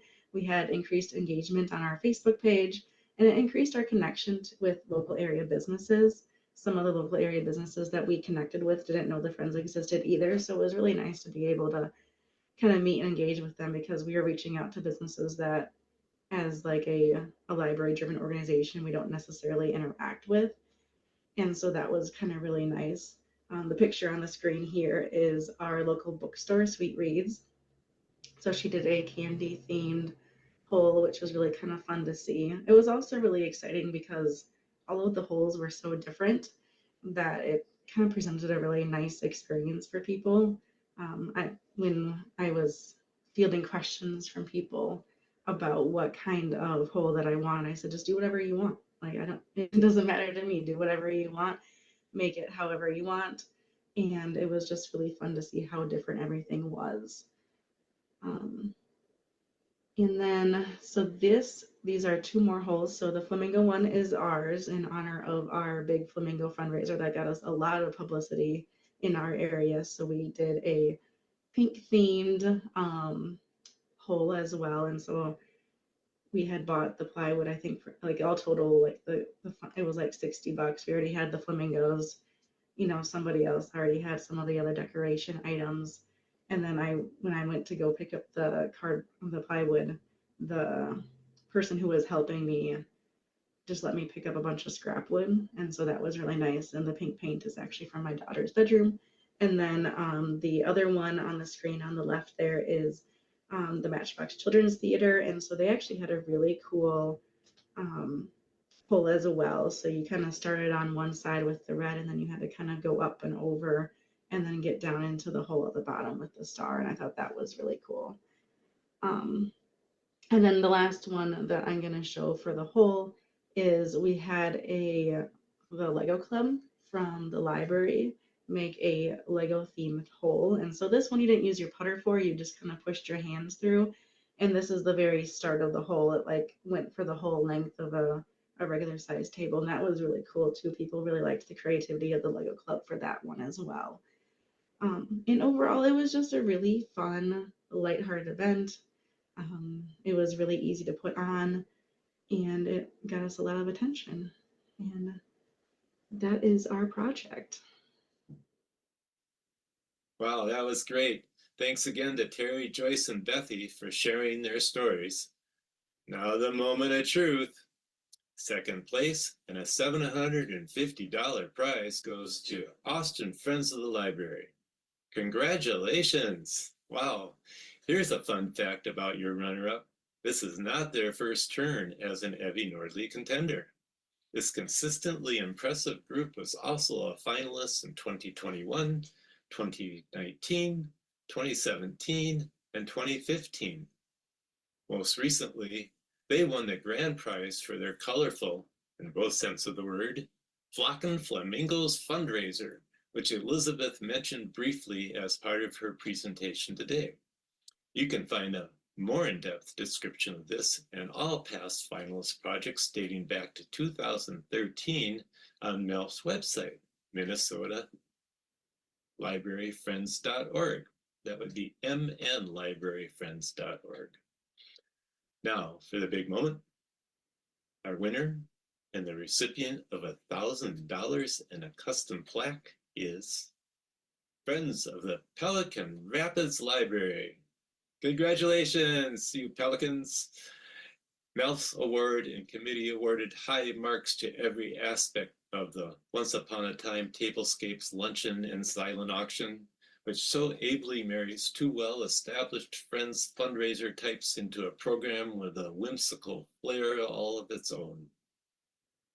Judges reserved particular praise for organizers' attention to details and demonstrated track record for continuous improvement. Again, you can read more about the design, execution, and evaluation of this project on MELF's website and blog. Final thanks are due to the Detroit Lakes Public Library Foundation, Inc., who will also be receiving a monetary prize from MELF in the next week or so. And all our presenters today also get a personalized copy of Kao Kalia Yang's newest book, Where Rivers Part. Before I sign off, allow me to do as I did when last addressing you all and plant a seed early. Applications for the next cycle of the Evie Nordley Prize will open in January. Projects implemented anytime after January 2024 will be eligible for consideration, and MELF would very much like to hear about them. All right, thanks again, and keep up the great work.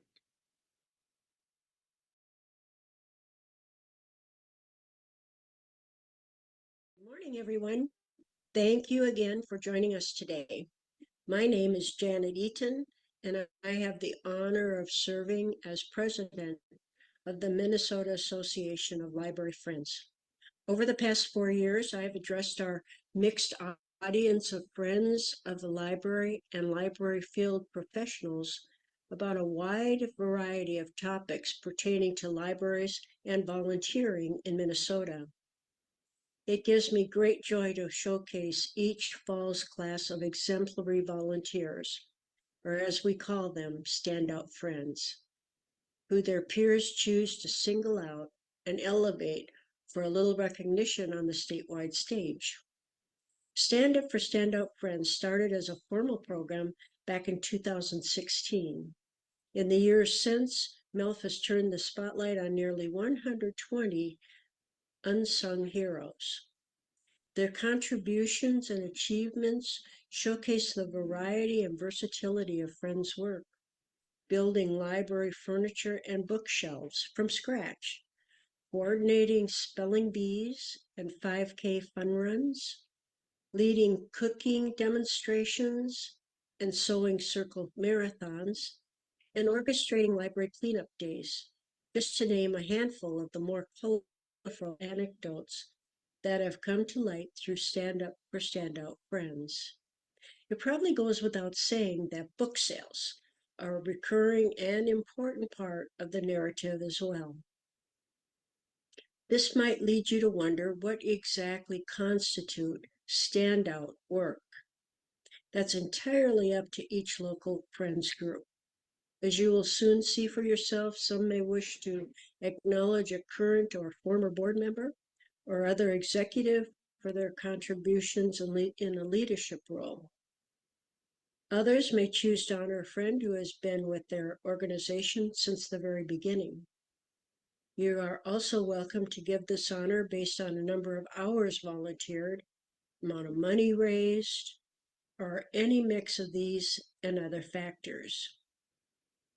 Although the application window for 2024 closed back in July, it's never too late to start thinking ahead. Stand Up for Standout Friends will be back in 2025 with submissions opening in the spring.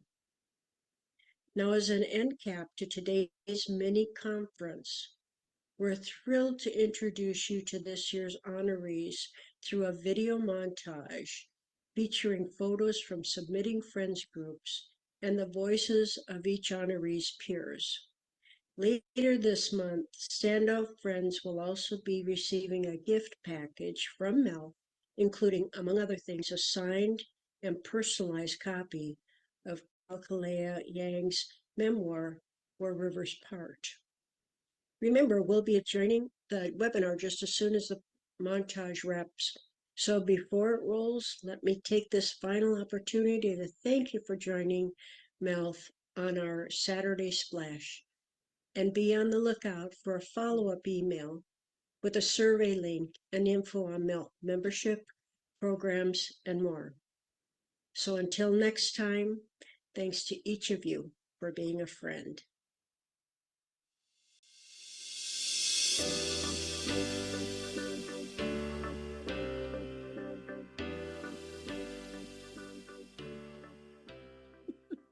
Blue Earth may be best known as home of the Jolly Green Giant, a 55-foot fiberglass statue which stands as tribute to the town's agricultural and food processing heritage. The Friends of the Blue Earth Community Library are fortunate to boast a giant of their own, albeit of a different kind entirely. Volunteer extraordinaire Lillian K. Robinson, known in the community as Lil and to her many former students as Miss Rowe. She is a founding member of the nonprofit Blue Earth Community Foundation, established in 2015, and has since served as both vice president and president. However, some of her more noteworthy contributions to date are best categorized as other duties as assigned. In 2022, Lil chaired a working group which designed a series of murals to permanently adorn the facade of Blue Earth Community Library, featuring the likes of literary greats like Mark Twain, Laura Ingalls Wilder, and William Kent Kruger. She also spearheads the Friends' participation in the Green Giant Days parade each summer, always making an effort to keep the Friends' presence fresh and exciting. Lil also lends her support as well as her non-alcoholic sangria recipe to the library's presence at another community staple, the annual Blue Earth Wine Walk. It's not all fun and games, however. Lil stewards the Friends' financial relationship with the Southern Minnesota Initiative Foundation and provides much of the year-round unseen labor required to maintain Friends of the Blue Earth Library network of little free libraries.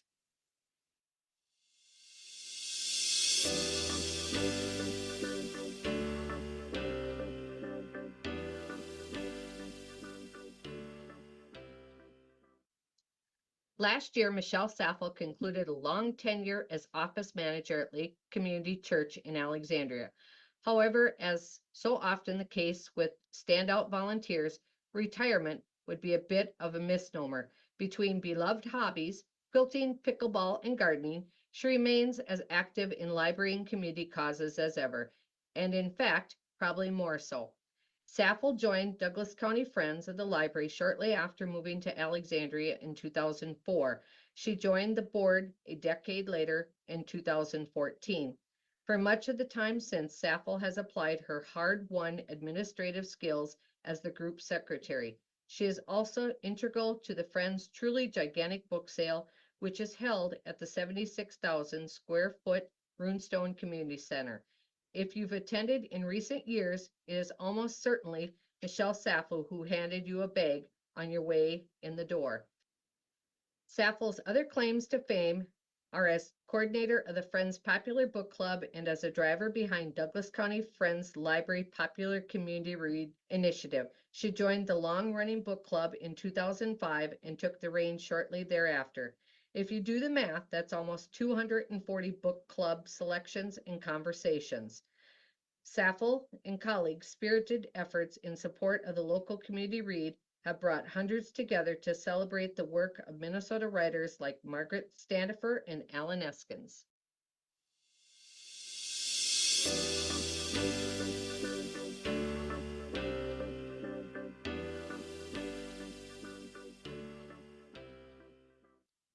Anne Bruciani-Lyon joined the Friends of the Lakeville Heritage Library at a low point in the organization's history. Morale was flagging, membership was floundering. Group leaders, unable to recruit a president, were on the verge of folding altogether. Bruciani-Lyon bravely stepped into that void, not just rescuing the organization, but reversing its fortunes in record time. Colleagues credit her vibrant personality, can-do spirit, and strong network as the three invaluable traits that helped the Friends weather this storm. Bruciani-Lyon's tenure overlapped with a larger storm as well, COVID-19. When the pandemic forced closures and cancellations, it left the Friends in an unusual bind. In years prior, the Friends had donated unsold material from their used book sale to the nearby Robert Trail Library in Rosemount for their own sale. Due to inventory stockpiled during the period when Friends could not hold events, organizers at Robert Trail no longer wanted these books. Where others saw an end, Anne saw the beginning of something new and innovative. She tapped her network to get in touch with the Friends leadership in Mille Lacs about donating this inventory to Friends groups in small rural communities north of the metro, where the need is often greatest. That conversation proved the germ of Friends Helping Friends, a material recirculation program that has redonated books and AV materials to the grateful Mille Lacs County communities of Malacca, Onamia, and Isle in Mille Lacs.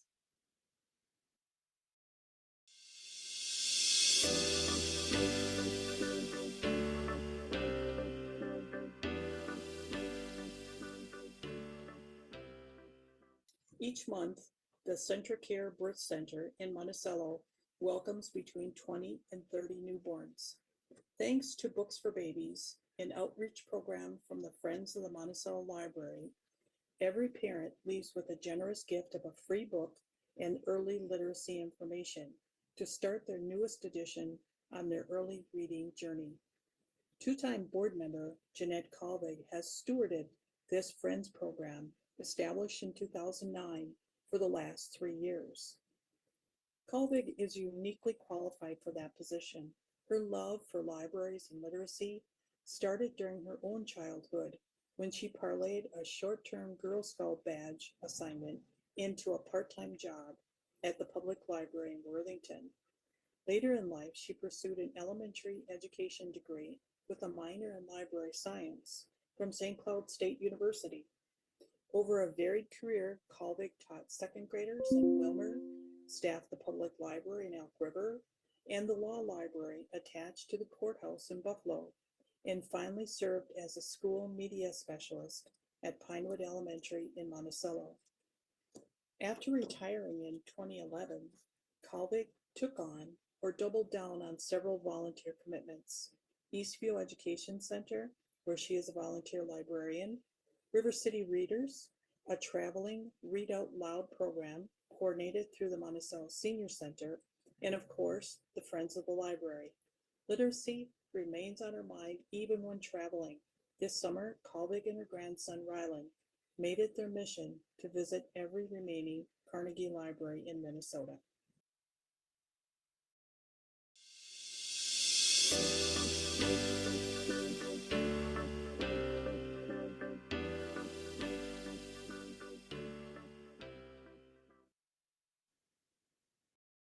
Lynn Young's commitment to the Northfield Public Library is unmatched.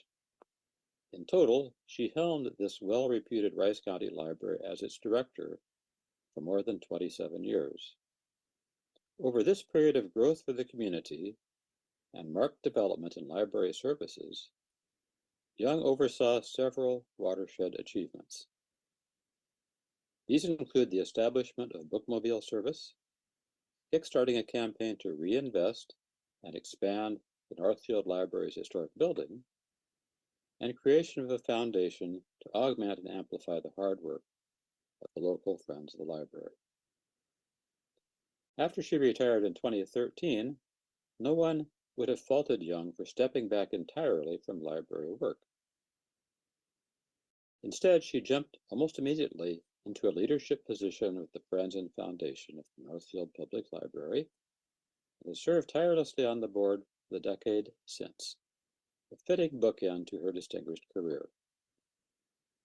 While director, she actively fostered the growth of the budding Friends group, and she established an official liaison role between the library and Friends boards. Among myriad other traits and skills, Young has been praised by Friends Chair Gary Meisler and other board members for her financial acumen. While many board members shy away from words like investments and assets, Lynn spent years as our treasurer, translating the fiscal realities of the Friends budget into charts and lists that even the most numerically challenged among us could understand. On top of it all, she has done this work with a dry sense of humor and a warm smile. Northfield Public Library is truly a better place because of them.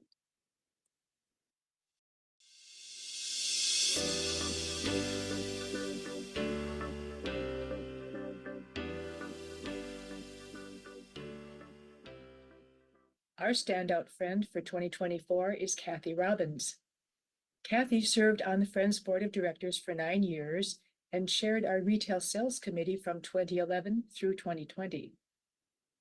The bookstores have been Kathy's special focus for the Friends. She brought more than energy to the task with her pre-retirement experience as head reference librarian at the University of Minnesota's Biomedical Library. We operate bookstores in 3 of our library branches, supported by about 25 volunteers.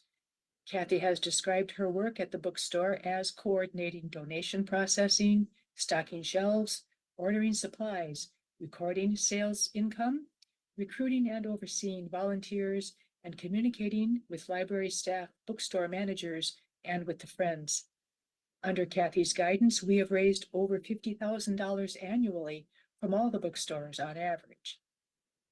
We are very excited about a recent $25,000 donation we received to refresh the Friends used bookstore in Roseville. Kathy is coordinating that project to gain permissions, order materials, and handle the installation details with the Friends executive director. New book carts and display shelves will be appearing soon. We are so fortunate that Kathy has chosen to volunteer with the Friends, to share her impressive experience, and to lead by example. Thank you, Kathy.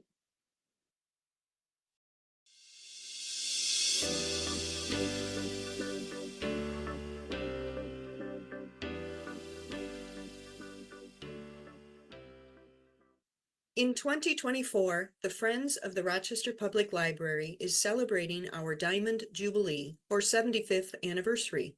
With this milestone, it's safe to say that the Friends is an institution here in Olmsted County. Our standout friend this year, Joyce Wenz, is a bona fide institution in her own right. In total, her affiliation with our group stretches back a full 30 years, an impressive commitment that only a handful of friends anywhere in the Midwest can match. Joyce joined our board for the first time for a 15-year stretch starting in 1997. That included a term as president in 1999 and 2000, which happened to overlap with our organization's 50th anniversary celebration. She was also a shaping force on the committee behind the Friends' 60th anniversary. Despite her long tenure, or perhaps because of it, Joyce is living proof that Friends' work never has to become stale. Over the years, she has orchestrated creative events like book fairs, gift wrapping fundraisers in partnership with the local Barnes & Noble, and even a bus tour of a few Twin Cities area bookstores back in 2013. In 2016, she joined the board for a second time, a tenure that concludes at the end of 2024. Thank you, Joyce, for your varied and tireless work.